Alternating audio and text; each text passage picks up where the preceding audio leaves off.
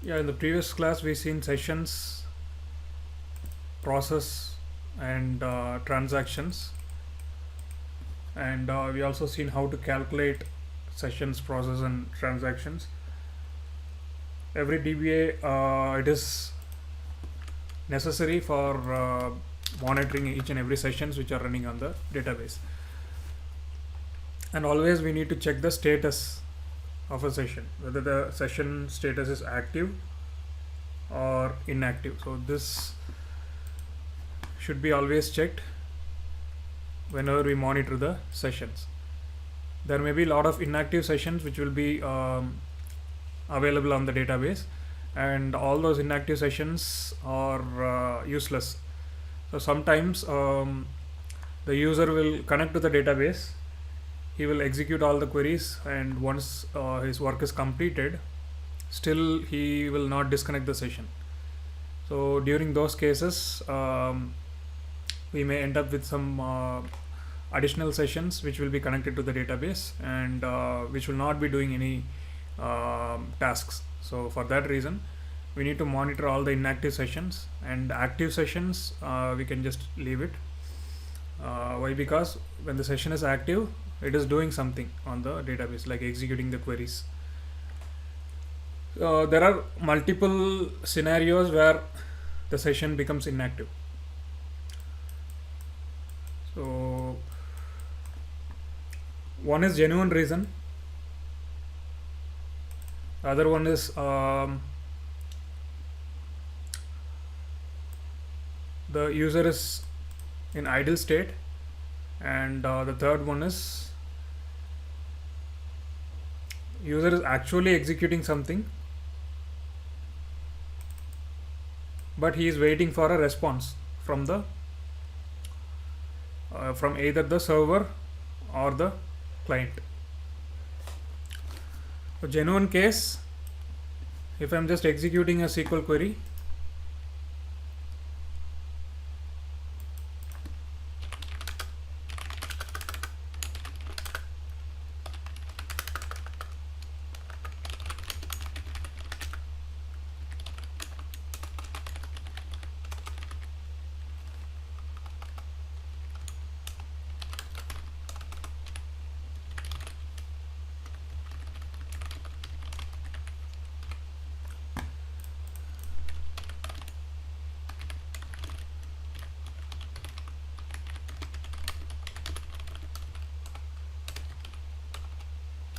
so here I already mentioned in the last session that we can identify the current SID using this view $mystat, and the first row which is stored in this view will be our current session. So if I check in this particular session, it will be something different. So for this session, the session ID is 112. So this $mystat is a view specific to the session. It is not a common session. So you need to keep this in mind always when you query $mystat. Here the name of the view itself can explain what the purpose of this view. My stat, which means whatever statistics that I am doing, if I'm executing select query, or if I need to identify my session stats, all the information related to my current session will be recorded in this view. And $session is a common view. Common means this view can be queried by any user, and every user will be seeing the same output. But when you see the $mystat, only the statistics related to this current session will be printed. But when you query $session, statistics related to all the sessions will be stored, which means it is a common view. So now I have identified the session ID of my current session. Once we identify the current SID, we can check the status.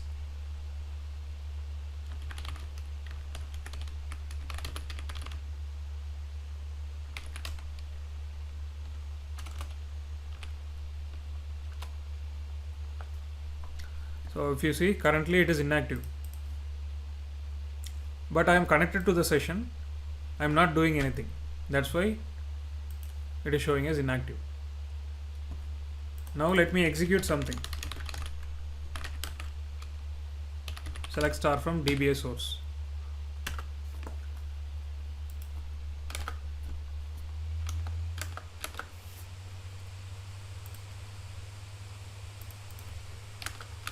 It should become active.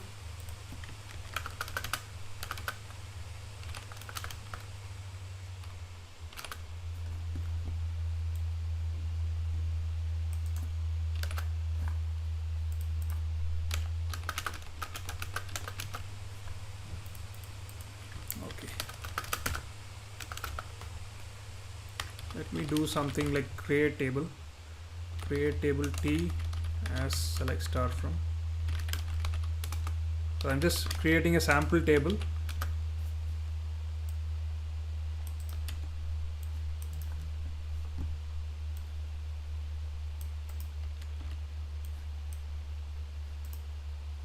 Okay, all these tables are existing.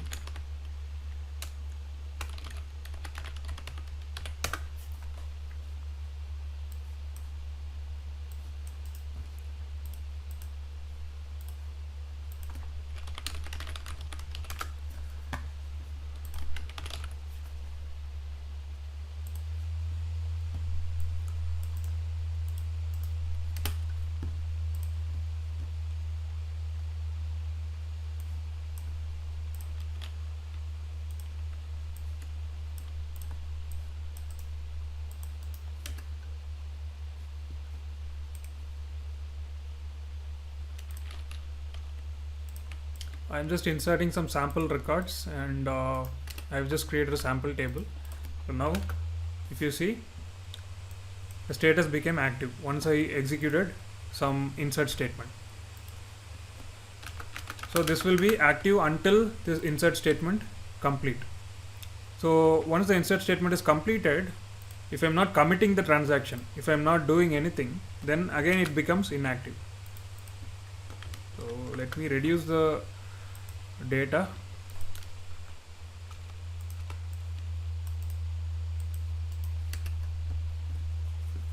So this is not only for insert statement, this is for every DML statements like update, delete, merge, every statements. So this is a genuine active status, which means I am doing something which is an actual work. I'm not simply logging to the session and sitting idle. So now once the insert statement is completed, if you see, immediately the status became inactive. So in this case, I have not committed this transaction. So until unless I commit this transaction, this insert is not valid, right? So this is kind of what you can say. Once the insert is completed, if I'm not committing the transaction, this is this cannot be considered as an active status, right? So I need to immediately commit once I insert the records. So this is one case. So in real time, you may see applications connected to the database, and they just insert some records sometimes, and they will not commit. So at that point of time, you may see the status as inactive, but that application is actually waiting for the commit to complete, but it is doing something else. So in that case, we need to be careful. We should not be taking those inactive sessions as genuine. What you can say is, this is a genuine status, even though it is inactive, but still the transaction is not committed. So let me commit the transaction. Now if you see, even if I commit the transaction, after that it is still inactive. So now it is not genuine. Genuine in the sense, if I am doing actual work, that is genuine. So I am just explaining you just for your understanding purpose. So there is nothing technical here, like genuine or something like that. But for when you monitor the sessions, you need to know whether that session is actually doing anything or it is idle or something like that. So how you will identify that, whether it is actually doing something or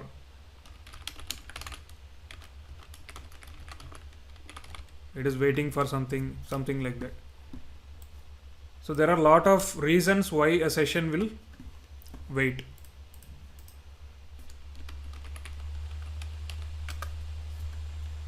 So we have wait events in Oracle database. So this is the reason why a particular session may wait. So what Oracle does is Oracle categorized each and every sessions which will be waiting for something.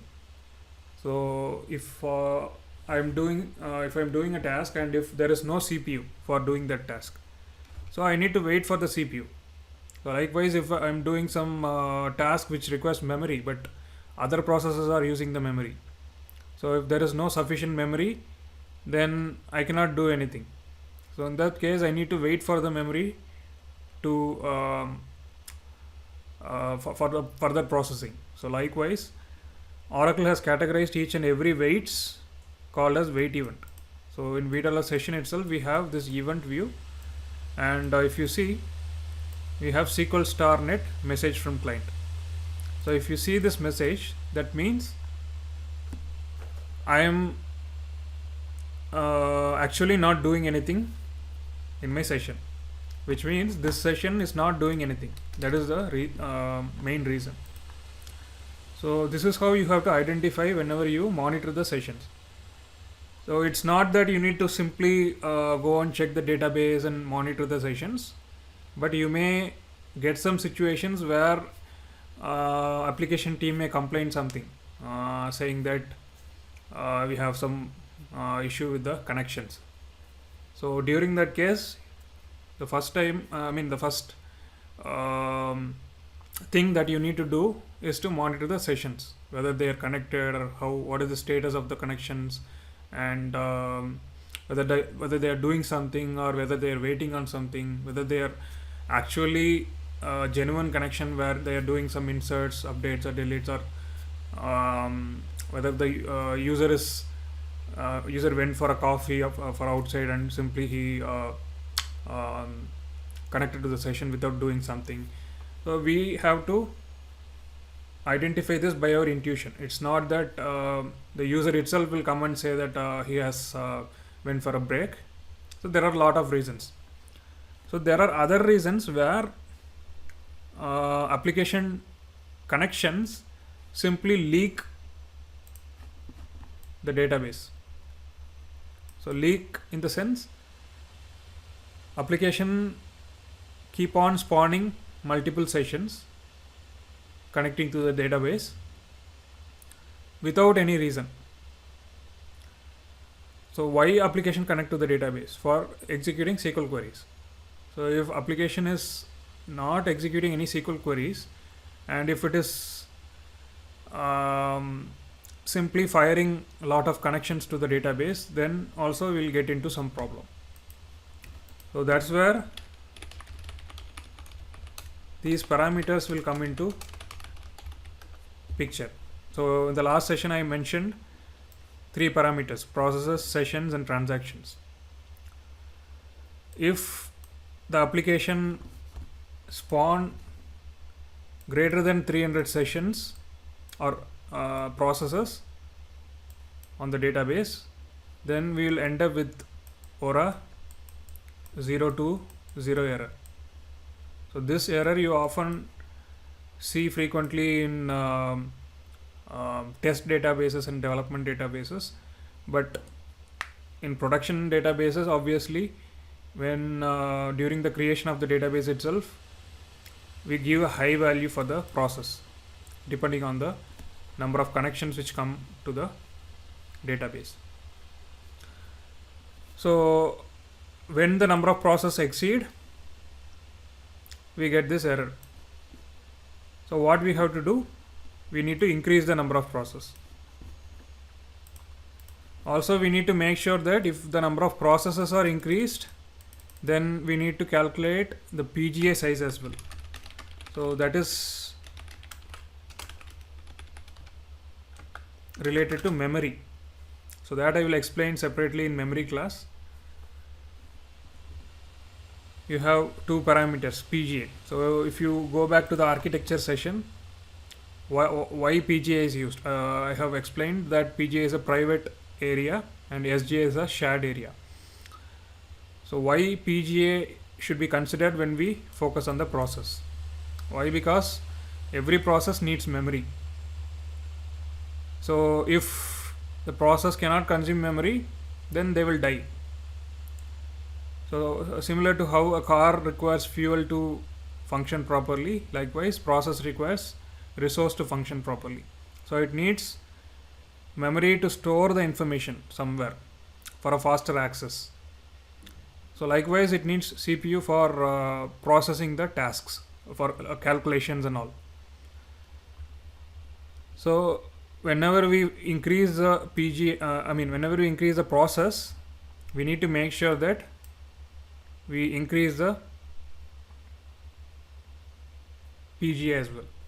It's not mandatory that we increase the PGA, but parallelly we need to ensure that the PGA size is also sufficient to accommodate all the process. Otherwise these processes will die. For that also we have error code called ORA 4031. So all the PGA error starts with 040, which means the process will no longer be able to do something because the memory is there is a memory shortage. So these are the things that we need to take into consideration.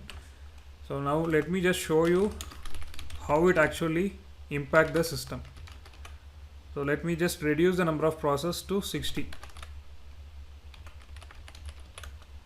and restart the database.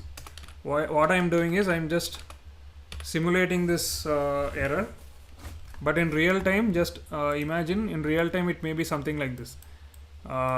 If I just keep the process value to 1000, very high value, and imagine that I already mentioned sometimes there may be application leak connections. Leaking means application will send a flood of connections unnecessarily. So there are a lot of scenarios related to this. Not only flood of connections, sometimes some user, what he will do is he will just trigger endless connections. He will have some while loop or something. So this is just an example that I am giving. So if he uses some script to automate the connections, what he will do, some while loop he may write, and he may endlessly repeat the connections in recursive mode. What that code will do, recursively it will just connect to the database and it will flood the connections. So what happens when the process value is exceed? So once it exceed, then there will be no longer connections which can be used in the database. So here I have set a lower value 300, so this is the default value, but in real time production systems we will be having higher values. So even though we have higher values, one reason may be due to some application leak, other reason may be some unnecessary user connections or some authentication issues. So if the user is repeatedly giving some wrong password and connecting to the database, so that may also sometimes cause a lot of connections. So wrong password will not initiate a connection, but still it will create some process. So these are the common reasons and other reasons may be genuine. So genuine case, what happens? So there are 1,000 connections. Say one user may be initiating 1,000 connections. So this may be one scenario. Or 1,000 separate users initiate each one connection, 1,000 connections. So this may be another scenario. Or it may be one user initiating 500 connections and 100 users initiating remaining 500 connections. So it may be something like this. So these may be genuine, some cases genuine in the sense they are genuinely connecting to the database and executing for some output, for some report, right? So I'm executing some query for some purpose. So if I need to check the number of sessions, so I am just executing this query. So here I inserted some records. So here there is a genuine purpose. Why? I just need to insert some records and inside this table for my test case. So that's why I am inserting some records. So if there is no genuine reasons, then automatically the application team itself will know. So we need to identify what is happening on the database. We have to inform the application team saying that from this particular machine or module. So I already mentioned in the last session class, we have to check the module, action, program, username, all these info from VDOLS session.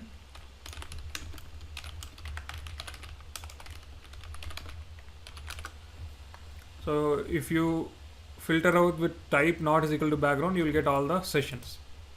So here you can also include machine.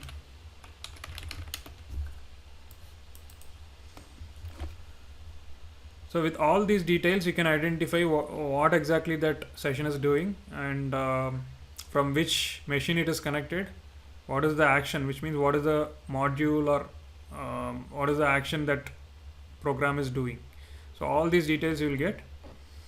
So once you collect the details, you have to tell the application team that from this particular session you are getting a lot of connections. You have to tell the application team whether they are genuine or they are unnecessary. So application team, then they have to identify whether those connections are genuine or not.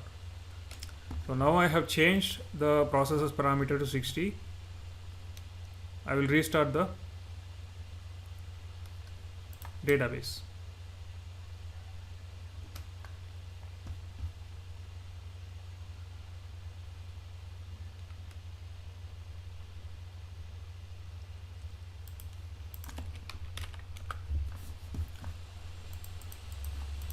Now we'll definitely end up with process shortage issue. So how you can check the number of Oracle process? You can check like this: ps-ef grep ora underscore. So all processes which are having this ora string is part of Oracle. So there are 52 processes currently, and you can use wc-l to count the process in the rows.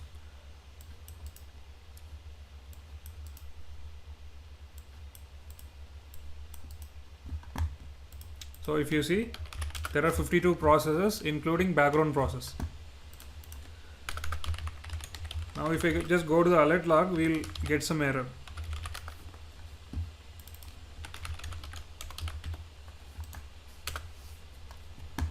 If you see OPIODR aborting process as a result of ORA 603. So the moment when I reduce the number of process to 60, you're automatically getting a lot of errors from the alert log. So why I have reduced? Because to show you the scenario, but in real time we should not be reducing the number of process. We have to leave it as such. So if the limit is crossed, so in real time just consider if it is 1000 and if the number of process limit is crossed. If either the user or the application which is connected to the database initiates sessions more than the available processes, then obviously we end up with this error. So this is the error: maximum number of processes exceeded, Oracle server session terminated by fatal error. So ORA20 is a very common error that you should keep in mind. I already mentioned this OERR utility. You can just check the code and its cause and action, and if you see all process state objects are in use, increase the value of the process parameter. This is the common solution of increasing the number of process parameter, but an efficient DBA will not simply increase the processes. Why? Because we need to first identify the root cause. So as I already mentioned, that the most common issue will be leak. So application is leaking a lot of connections unnecessarily.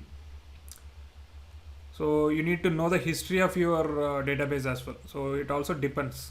It's not that we can directly say that the application is leaking the connections. So if you are working in a project for 5 years, just for example, obviously you know the history of that database, like how it is behaving and whether this is expected or unexpected, and all these details you will be familiar with. But if you are new to the project, obviously no one can predict anything. So when you already are familiar with the project, and if you know that in all these 5 years you have not faced this issue, but suddenly the number of processes got exceeded, and if you just check the alert log, you got these ORA20 errors followed by some aborting process messages. So in this case, you need to understand why actually the issue is happening. So generally junior DBA, what they do is, once they face this error, the max they will do is they check the Google or go to the documentation, and the solution will be increase the process. But just imagine, once you increase the process, so already the process limit is 1000, so you are just increasing the process limit to 2000. Just imagine. So once you increase the process, again you are getting the same error after 1 hour or 2 hour, or just consider after 1 day. Then you cannot keep on increasing the number of processes, right? So processes parameter totally depends on the system resources. So it also depends on the memory that you have, and how many processes that can be spawned in your server. So it is based on your server level. It's not completely Oracle which is controlling the number of processes. So I already shown you the kernel parameters and user limits and all these details, right? So this is where these files come into picture. So we are not simply configuring these files. There is a specific reason for these files to be configured. So limits.file, so we already seen in the pre-configure installation session, and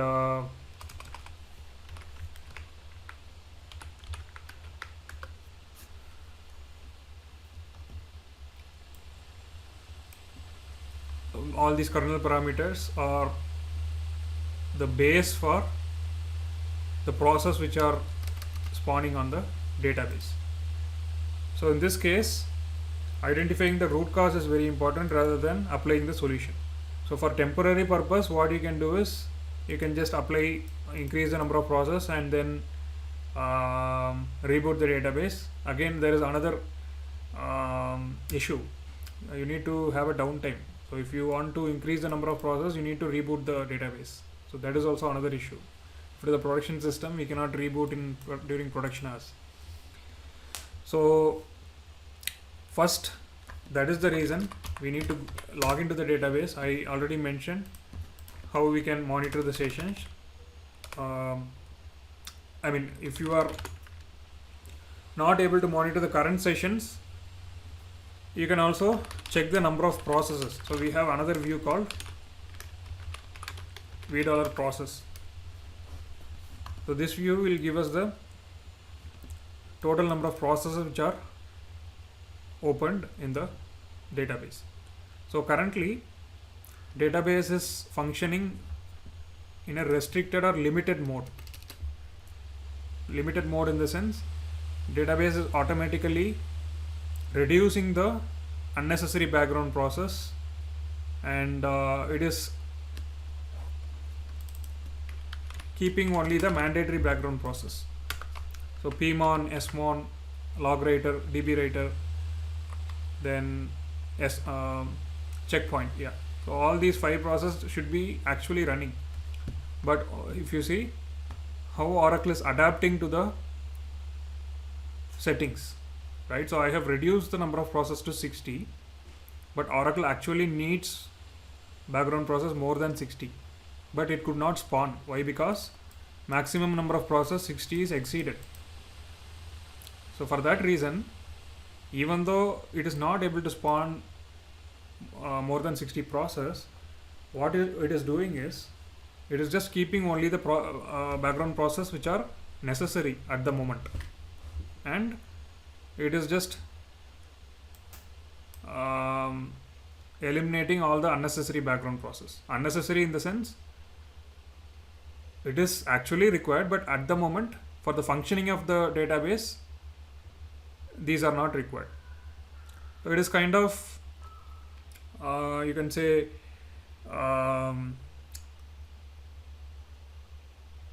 immediate treatment, right? So if someone is having some fever, and if he is going to the doctor, and if he needs immediate treatment for that fever, then what the doctor will do, he will just give some medicines and give some injection. So that will give him immediate relief, but that is not a long-term solution, right? So for long-term solution, he need to change his diet and eat balanced diet, healthy diet. So likewise, so at the moment Oracle is killing these MZ process. So these are just slave processes on the database which are not mandatory.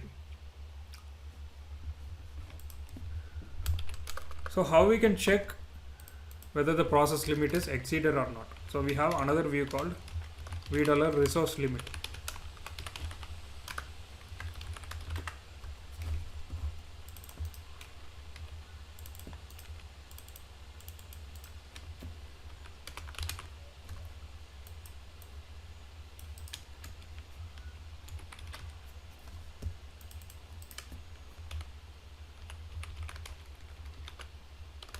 So this view will give the information about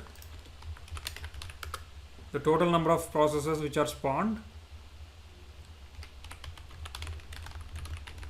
and the limit for the parameter,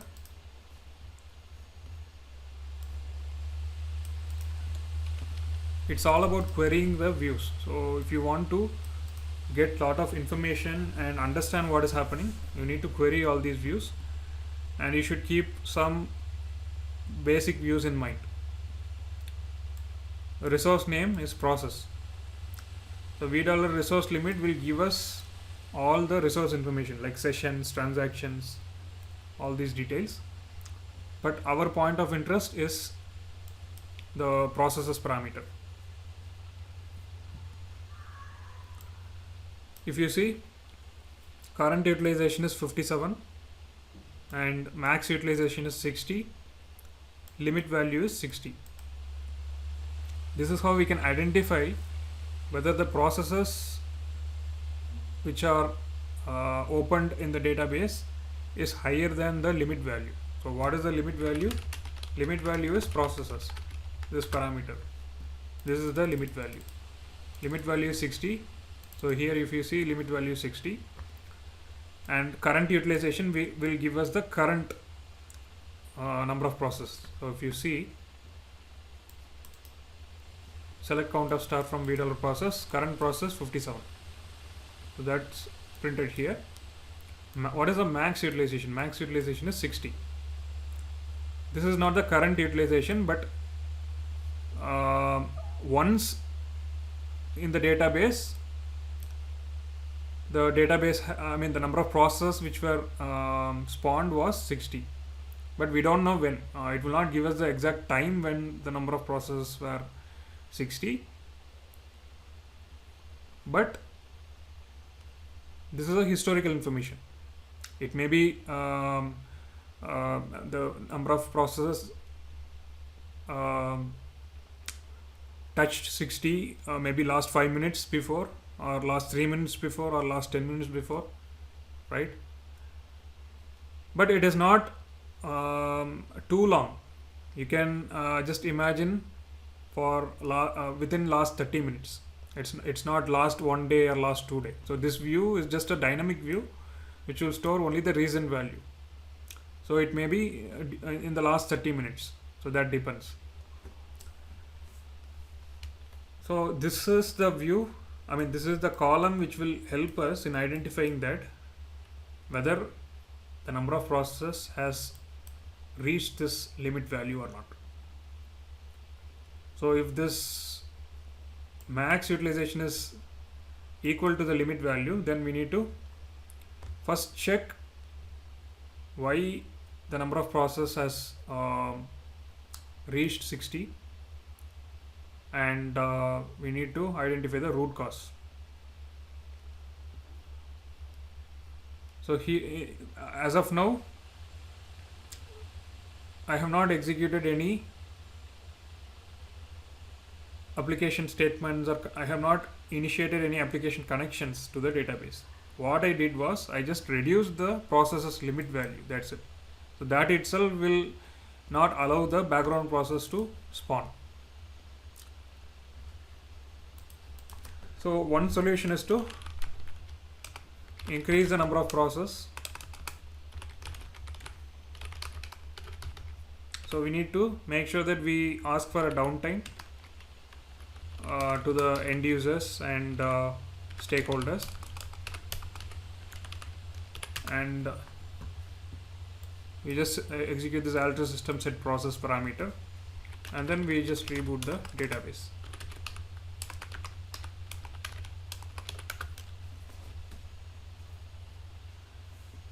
This is the most common solution, and this is what we can do from the database end.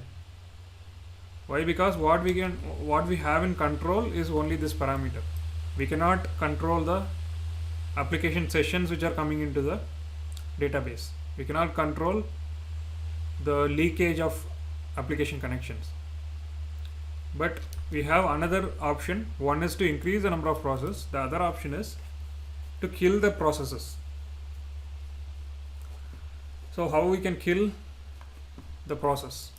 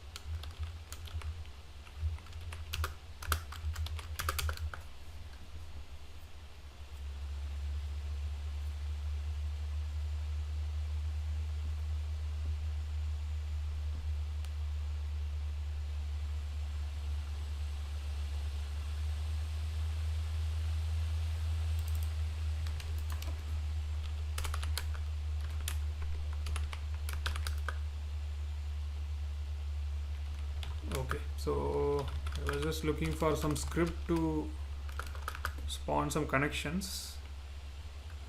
So what I will do is,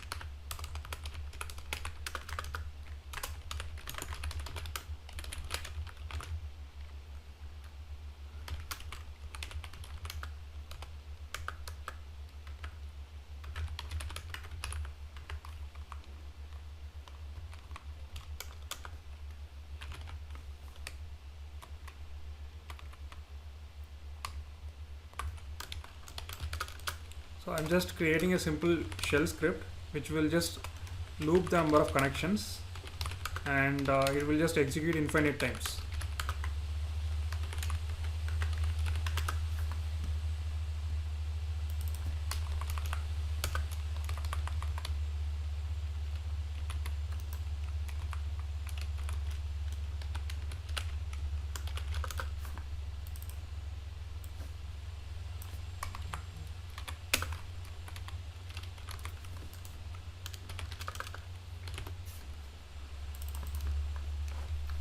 So this will execute infinite times.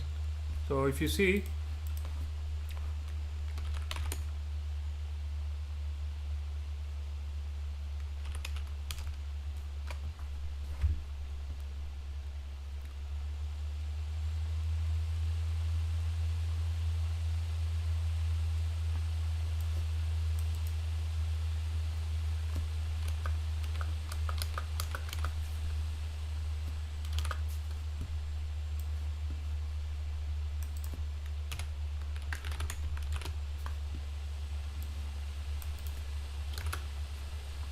okay, so this is just one session which is executing the SQL statements infinite time. So I will be able to see only one session. So what I will do is I will just cancel this.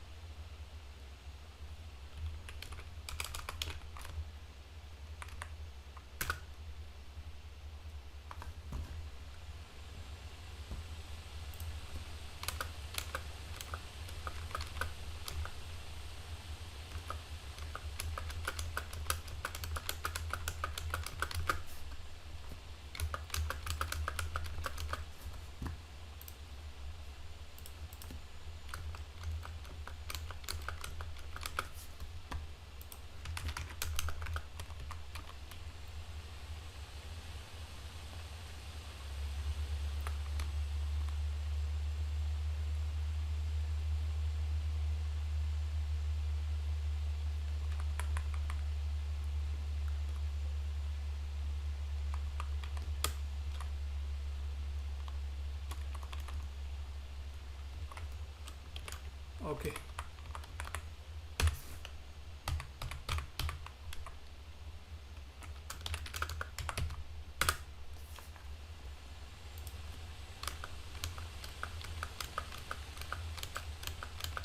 So what I'm doing is I'm just looping the connections which are coming to the database. So now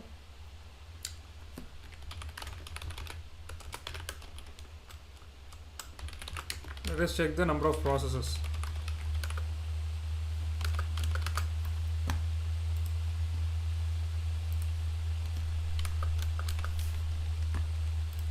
Instead of that, let me change this.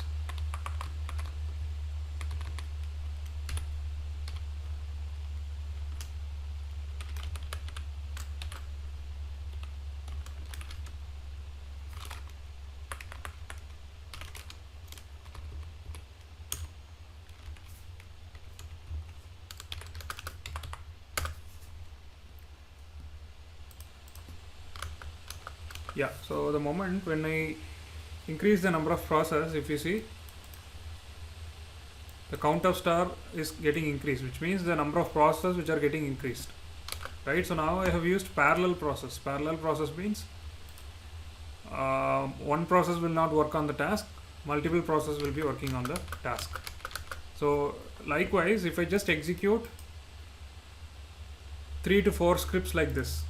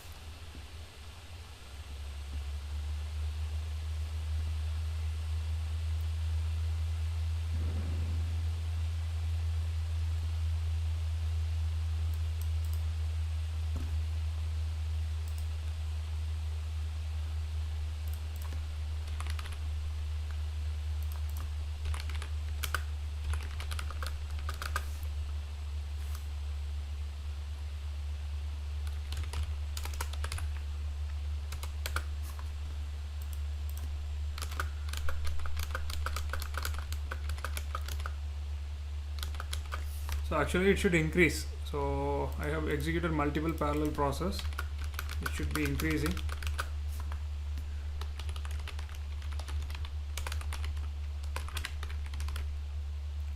Okay, so I have just set this process parameter 300. So what happens in real time is, so similar to how I executed these processes in separate windows, likewise multiple applications will be using multiple processes. Either they may use parallel or serial. So as I already mentioned, one user may spawn 1000 connections, or 1000 separate users may be utilizing individual single connections, or it may be partial split. 200 users may be using 500 connections, something like that. So here our goal is to identify what is exactly happening on the database. So yeah,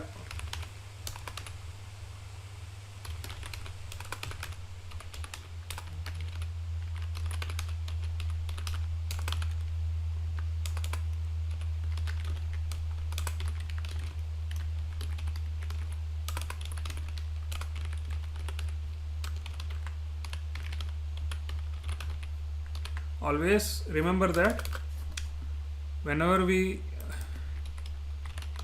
want to kill the sessions, right? So we need to get the SID and serial number. This is very important. Without the SID and serial number, we cannot kill the session. So for that reason, these two columns should be there when we kill the sessions. So in this case, the session is active. I cannot go and kill the session directly. So previous solution, what we did, we just increased the process. So this is the common solution. So other way where we have control is to eliminate these eliminate these sessions, and these are the two immediate solution. Immediate in the sense, this is just a workaround. This is not the permanent solution. So I identified that these sessions are active. Okay, now if you see, lot of sessions are there. So I just what I will do is I just go and notify the application team saying that these are the session details, and if you want to add machine also, you can add machine, and if you want to check how long this session is executing the query, so which is last call elapsed time. This column is also very important. So if you just query VDLR session, it just goes on. You keep on adding lot of columns which will give you a lot of information, but you need to make sure that where exactly you want those details. That is very important. So when you are going to kill a session, you need SID and serial number. Remaining details are not required. But when you want to check the source of the connection, where exactly the connection is coming from, what it is doing, then you need to query program action module and also machine. And if you want to know whether the session is doing something or if it is inactive, then status, it is very important. Or if you want to query all these details, you can use all these columns in one row. And if you want to check whether the session when that session last executed the SQL statement. So last call elapsed time is 0, which means this session, this particular script is executing count of star every second, right? So that's the reason last call elapsed time is 0. But if I execute a select query and if it is taking long time to retrieve the data, in that case last call elapsed time will keep on incrementing. So I will just show you one example.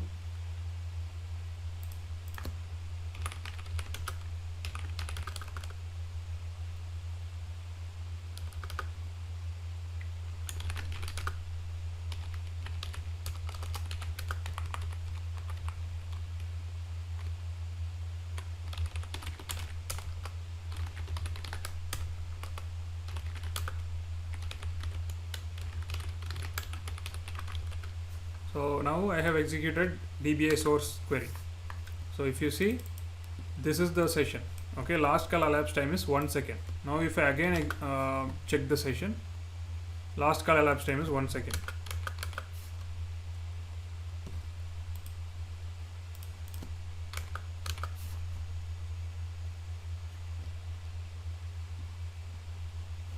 So it became inactive now. So that's why last call elapsed time is still 1 second.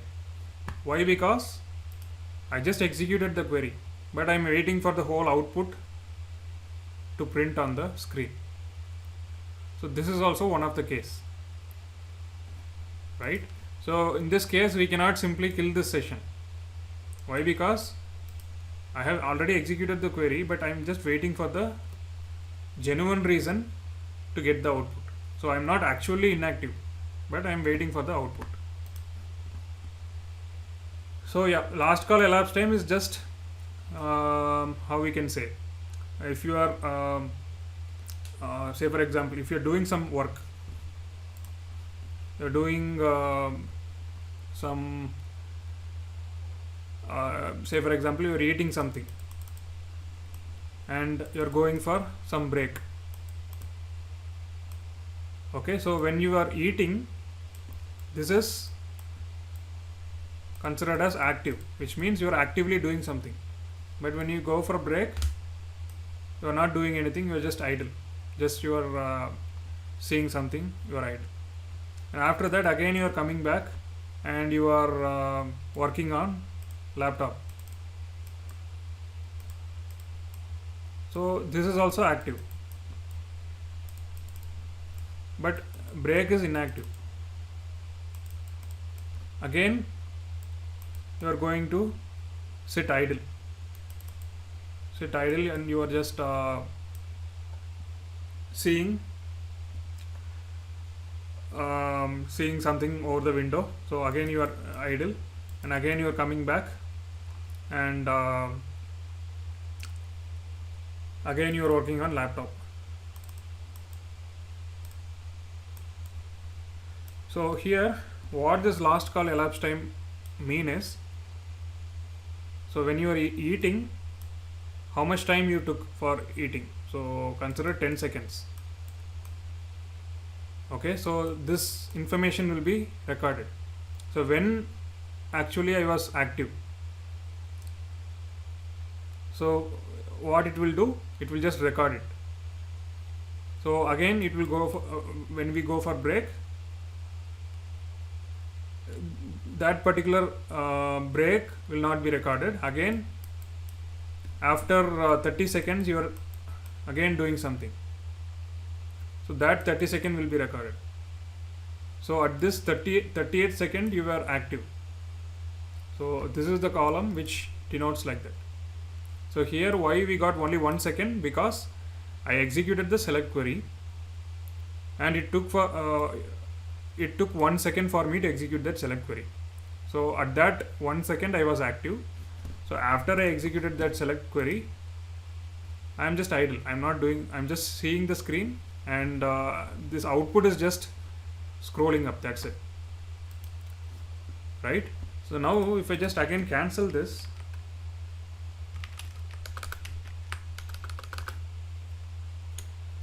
and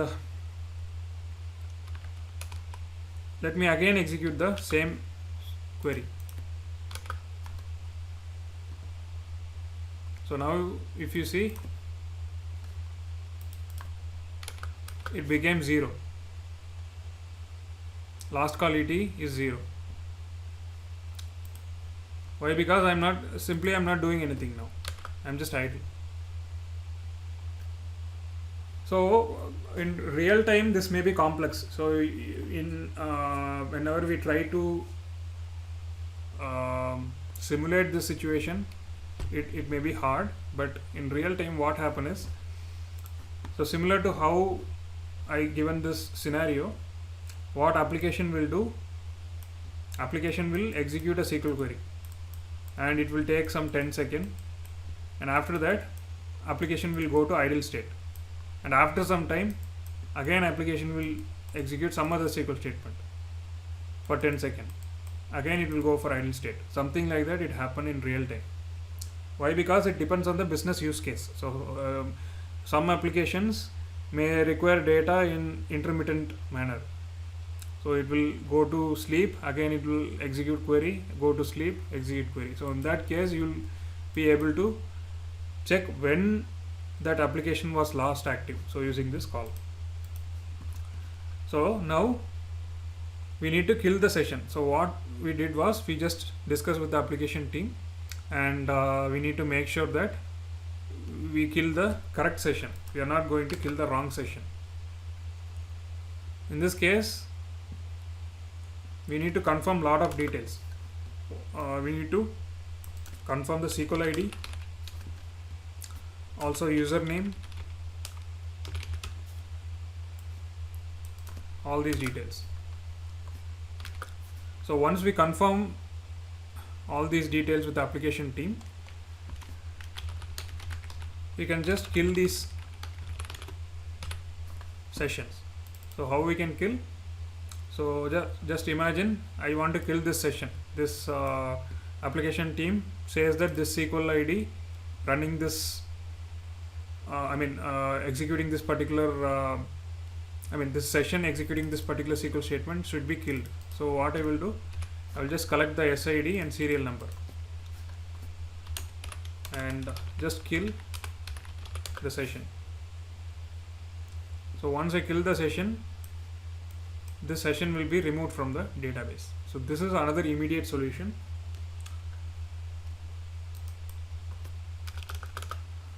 So these two ways we can do, and the long-term solution is to, you need to check the parallel processes. So if you identify there are SQLs which are executing lot of parallel process, you need to check the parallel max servers. So parallel max servers is the parameter which will spawn the parallel process. So if this value is very high and if multiple users are executing parallel process, then you need to calculate the right value for the parallel process. And still there are a lot of other options that you can consider, but these are the major things that you need to keep in mind whenever you monitor the sessions and process. Okay, so I will just stop here for today's class.